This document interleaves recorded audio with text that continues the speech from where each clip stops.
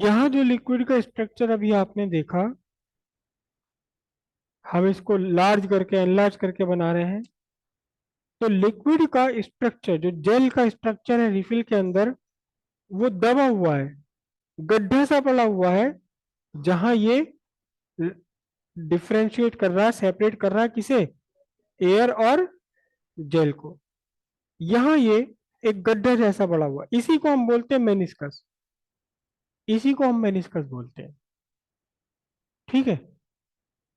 अब यहां से एक नया पैरामीटर और निकल कर आता है, ये आपका पॉइंट ऑफ कांटेक्ट है। पॉइंट ऑफ कांटेक्ट है, किस किस का पॉइंट ऑफ कांटेक्ट है? जो रिफिल है आपका, प्लास्टिक, प्लास्टिक और जेल का कांटेक्ट है ये। ठीक है। इस पॉइंट ऑफ कांटेक्ट पर आप एक लाइन ड्रॉ कीजिए इनटू द लिक्विड।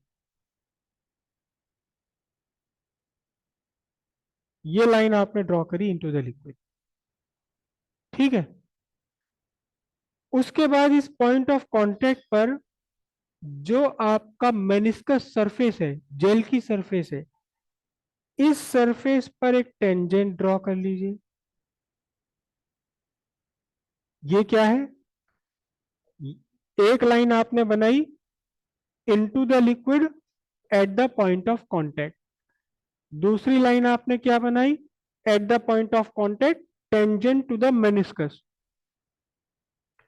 इन दोनों के बीच में एक सर्टेन एंगल बन गया, एक सर्टेन एंगल बन गया इनके बीच में। ये जो एंगल है, इसका एक स्पेशल नाम है, इसे हम बोलते हैं एंगल ऑफ कांटेक्ट। क्या बोलेंगे इसे हम? Angle of contact. इसके अगेंस्ट, इसके अगेंस्ट अगर आप जेल के बजाय इसी में भर लें मरकरी, क्या भर लें इसमें? मरकरी भर लें, तो मरकरी का जो मेनिस्कस है वो कॉन्वेक्स शेप में होगा एयर की साइड। हालांकि ये भी कॉन्वेक्स शेप में भी है, ये भी कॉन्वेक्स शेप में, लेकिन लिक्विड की साइड।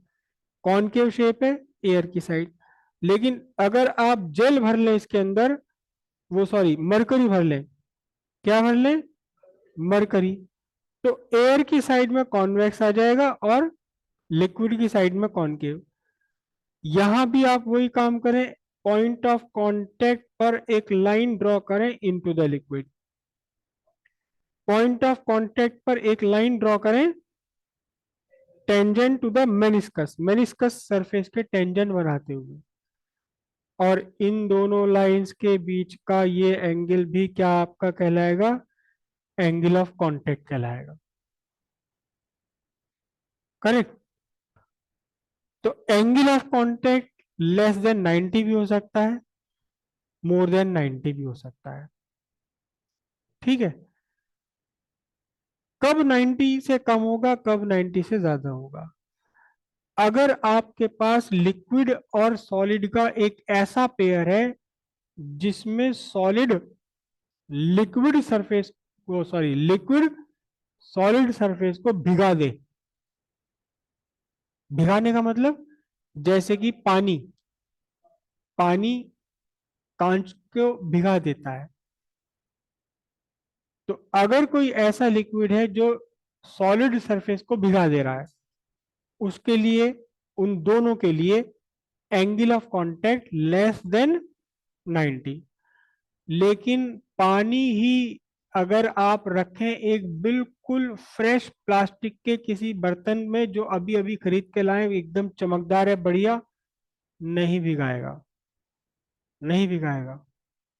पानी की एक बूंद आप प्लास्टिक पे रख दो, ये प्लास्टिक मेरी सरफेस है, अगर ये नई सरफेस होती बिल्कुल बढ़िया, यहां मैं पानी की बूंद डालूंगा, वो नीचे चलती चली जाएगी, अपने पीछे ट्रेल नहीं छोड़ती, अपने पीछे ट्रेल मतलब निशान बनाती हुई नहीं आती, सारा का सारा पानी नीचे आ जाएगा, बशर्ते कि स्मूथ सरफेस है, कहीं इसमें गड्ढे नहीं है जिसमें पानी।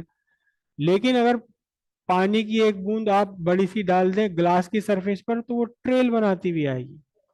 पानी अगर यहाँ आपके फर्श पर बह रहा है, तो वो ऐसा नहीं कि एक बूंद है वो आगे तक चलती चली आ रही है, वो छोटी होती चली आएगी, क्योंकि पीछे कुछ पानी अपना फर्श के साथ चिपकता चला जाएगा, ट्रेल बनाती हुई आएगी।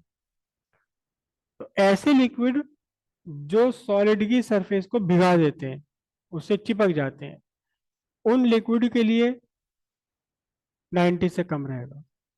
और जो लिक्विड सॉलिड की सरफेस को भिगा नहीं रहे, वो उनके लिए 90 से अबव होगा। मतलब वाटर के लिए ही angle of contact less than 90 भी हो सकता है, ग्रेटर देन 90 भी हो सकता है। अगर वाटर के ग्लास के साथ आप कंपेयर करें तो ये angle of contact less than 90 degree है। कांच के गिलास में आप पानी पीजिए, कांच के गिलास में आपको किनारे पर पानी थोड़ा सा ऊपर की तरफ उभरा हुआ दिखाई देगा अगर आप ध्यान से देखें। आप प्लास्टिक के वेसिल में आप पानी ले लीजिए, तो जहां वो वेसिल को टच कर रहा है, पेरीफ्री है जो, वहां थोड़ा सा नीचे की तरफ दबा हुआ दिखाई देगा बिल्कुल किनारों पर, बशर्ते कि आपका यूटेंसिल बिल्कुल फ्लॉलेस हो, उसके ऊपर गड्ढे मुड्ढे ना हो प्लास्टिक का। तो एंगल ऑफ कांटेक्ट दोनों पर डिपेंड करता है, राइट। अब ये डिफरेंट होता है। अच्छा, एक पेयर ऐसा है हमारे नेचर में, एक पेयर ऐसा भी है जिसके लिए angle of contact exactly exactly right angle है, और वो पेयर है pure water and pure silver, चांदी। चांदी और पानी के लिए अगर दोनों अपनी अपनी प्योर स्टेट में है, तो ये एंगल ऑफ कांटेक्ट क्या है, बिल्कुल राइट एंगल है। यानी कि पानी की जो सरफेस है वो चांदी के कांटेक्ट में भी बिल्कुल फ्लैट बनी रहेगी, वहां कर्वेचर नहीं आएगा, नहीं आएगा कर्वेचर। हम्म। हाँ, भिगा तो देती है वो, भिगा देता है, लेकिन इतना नहीं भिगाएगा जितना पानी फर्श को, टाइल्स को, पत्थर को भिगा देता है या कांच को भिगा देता है। भिगा देगा लेकिन वो, ठीक है।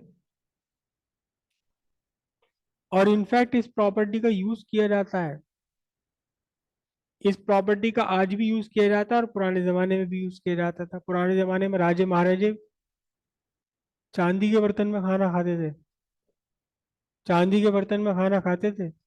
तो चांदी के बर्तन में खाना खाने का रीजन यही था। चांदी के गिलास में अगर पानी पी रहे हैं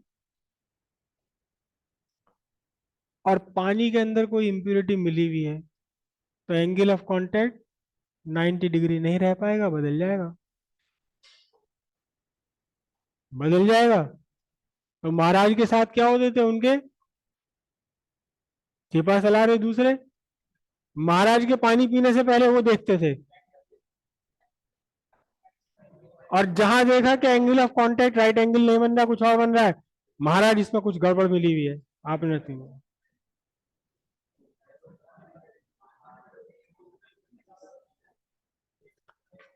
और आज भी इसका यूज किया जाता है, आज भी यूज होता है इसका। कोई बहुत एक्सपीरियंस्ड, एक्सपीरियंस के साथ साथ मतलब अपने काम में इंटरेस्ट रखने वाला, काम को जुनून की तरह करने वाला, अगर कोई दूध का काम करने वाला ऐसा इंसान है, तो दूध को गिलास में या उनका जो वो डोलसा होता है जिससे वो देते हैं, उसमें लेके वो पहचान जाते हैं कि पानी मिला हुआ है इसमें, नहीं मिला हुआ।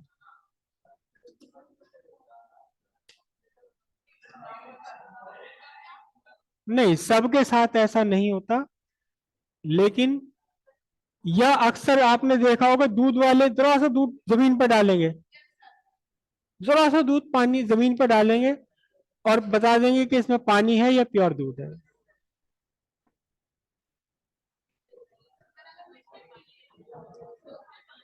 एक्चुअली ये सरफेस टेंशन है, ये सरफेस टेंशन है। प्योर मिल्क का सरफेस टेंशन एक सर्टेन है, उसमें आप कुछ भी मिला दीजिए या उसमें से कुछ निकाल लीजिए, उसमें से आप क्रीम निकाल लीजिए तो सरफेस टेंशन बदल जाएगा। उसमें आप कोई चीज मिला दीजिए बाहर से, पाउडर या कुछ और मिला दीजिए, तो सरफेस टेंशन बदल जाएगा।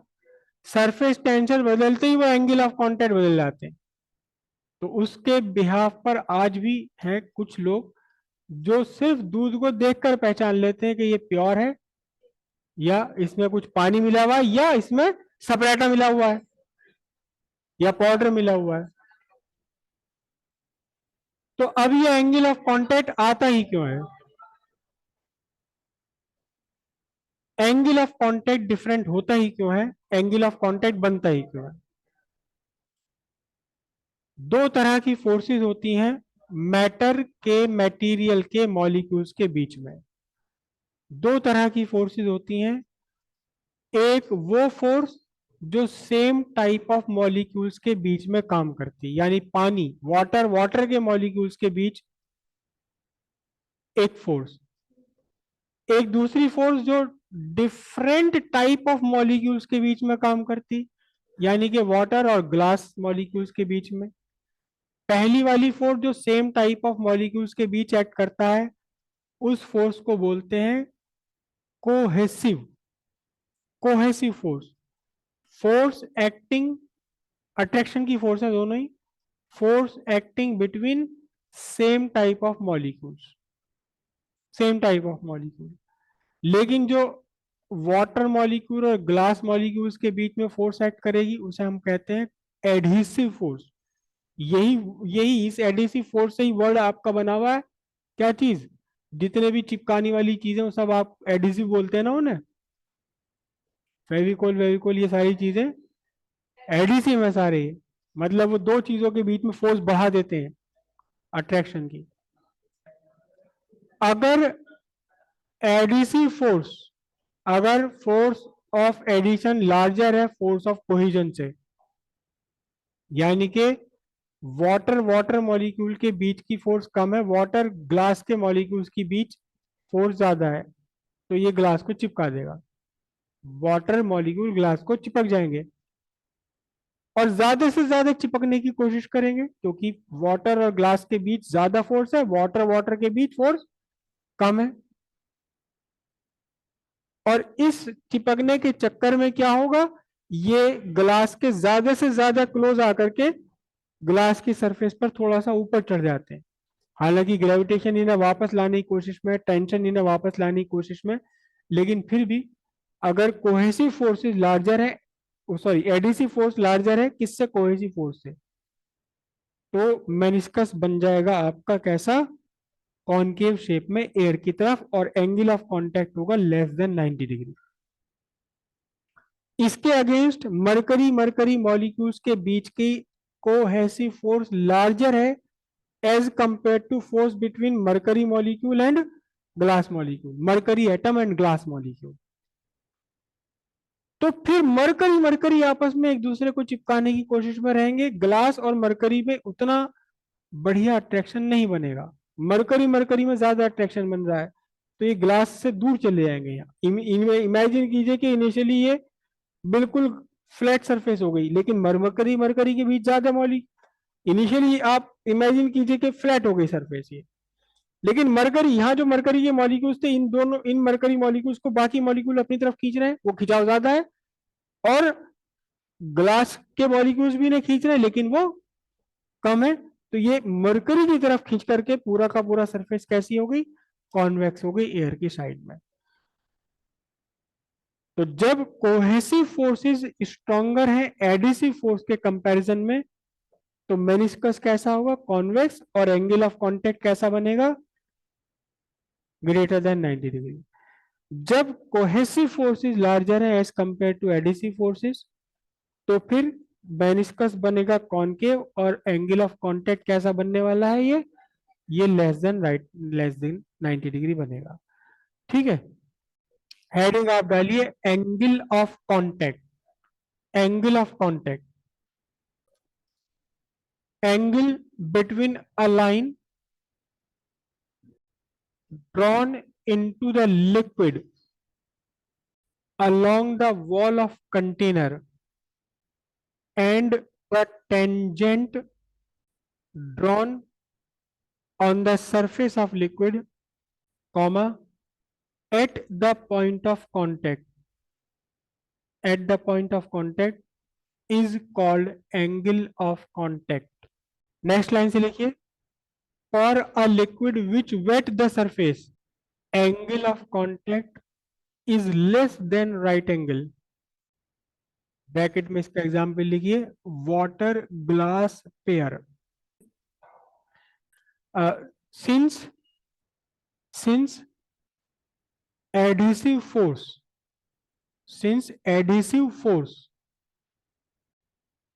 between water molecule and glass molecule is stronger than cohesive force between water molecules.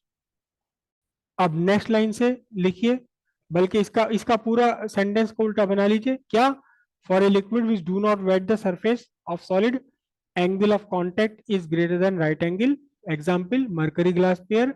Since cohesive force between mercury molecule is stronger than adhesive force between mercury molecule and glass molecule.